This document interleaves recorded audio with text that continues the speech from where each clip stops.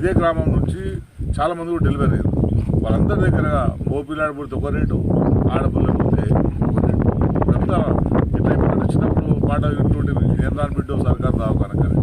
KCR sir ఉన్నప్పుడు ఏమో అందరూ సర్కార్ దవాఖానకు లైన్ కడితే ఇప్పుడు కాంగ్రెస్ పార్టీ వచ్చిన తర్వాత సర్కార్ దవాఖానా వద్దనే పరిస్థితి వచ్చింది. ఇటువంటి లంచగొంటి పరిస్థితి వచ్చింది. ఇంకొక దవాఖానలో అయితే డూప్లికేట్ డాక్టర్లు ఉన్నారు.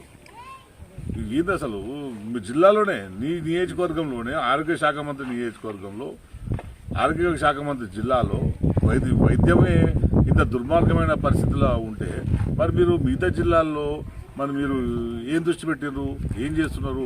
మన జైరాబాద్లో ఒక బాలింత చనిపోయింది. పటంచేరులో సెల్ ఫోన్ లేచి ఆపరేషన్లు చేస్తున్నారు, కరెంట్ లేదు. ఇటువంటి ఒక దుర్మార్గమైన శాఖను మరి ఎందుకు నిర్వహిస్తున్నారు మీరు? మీకు చేతన అయితే లేదా? లేకుంటే ప్రభుత్వ అధికారులు మీ ఆధీనంలో లేరా? మీరు లేదా కూడా సైలెంట్గా మీరు సపడా కూర్చొని నాకేమున్నది, నాకు మామూలు వస్తే చాలు అని చెప్పి సపడా కూర్చున్నావా? ఇక దృష్టి పెట్టుండి, ప్రజల ఆరోగ్యమే దృష్టి పెట్టుండి, ప్రజల ప్రాణాల మీద దృష్టి పెట్టుండి. నీ ఓటేసి గెలిపించినందుకు కనీసం మీ నియోజకవర్గం మీద దృష్టి పెట్టండి. మీ ఓటేసారు, గెలిపించారు, మంచి మెజారిటీ ఇచ్చారు, ఇంకో టైం ఉన్నది, మీకు మంచి పేరు తెచ్చుకోండి. ఇట్లాంటి ప్రాణాలు తీసి ఇట్లాంటి ప్రాణాలకు కూడా మంత్రిగా నువ్వే బాధ్యత వహించాల్సి వస్తుంది, మంత్రి గారు బాధ్యత వహించాల్సి వస్తుంది. ఇంతమంది ప్రాణాలకు ఒక్కటి జరిగిపోయింది, రెండు జరిగిపోయింది. వాటన్నిటిని నువ్వు మొదట్లోనే నువ్వు గట్టిగా ఉంటే కనుక ఇంకో ప్రాణం పోయేది కాదు.